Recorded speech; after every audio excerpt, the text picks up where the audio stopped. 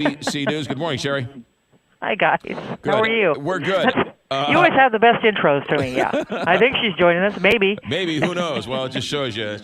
We don't do a lot of rehearsal around here. My bad. All right, Sherry, so you found another one of these DNA stories. What's going on? This is a really interesting story. 26 years ago, a young grade school teacher by the name of Christy Mirak, she was working in Lancaster, Pennsylvania.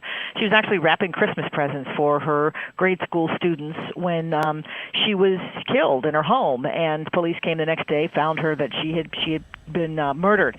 And for 26 years, one of the detectives in this case said he kept a picture of her on his desk because he wanted to solve this case so badly. Well, recently what they did is they took DNA from the crime scene and they uploaded it into one of these genealogical websites, okay? They weren't looking, oh, by the way, they had checked this DNA website with all the criminal databases in the country and it didn't match anybody. So they thought they would do it themselves. They uploaded it into there. They did not find an exact match, but they did find out that whoever this DNA belonged to came from their region. And they figured out it was the relatives, okay? So what they started doing is tracking down who they thought it might be.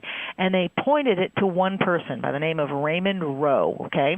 He is a local DJ, he goes by the name DJ Freeze, and they started tracking him and following his gigs. And he did a gig at an elementary school recently. 2 undercover police officers went to that elementary school and they watched him.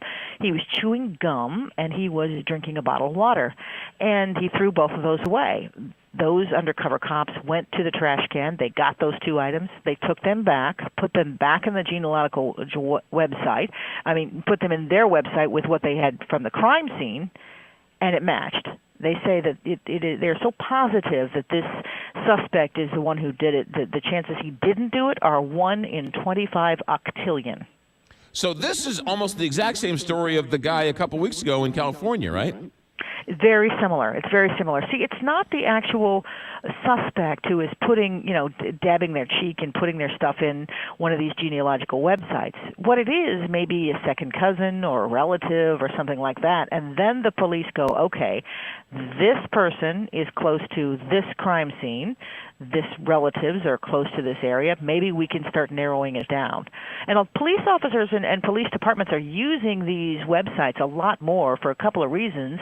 Number one, it's working, and number two, they're so backlogged on a lot of these crime site things, like a lot of their databases. They're so far backed up that they're just going ahead and putting it in on their own to these websites because they're saying that the matches are turning up.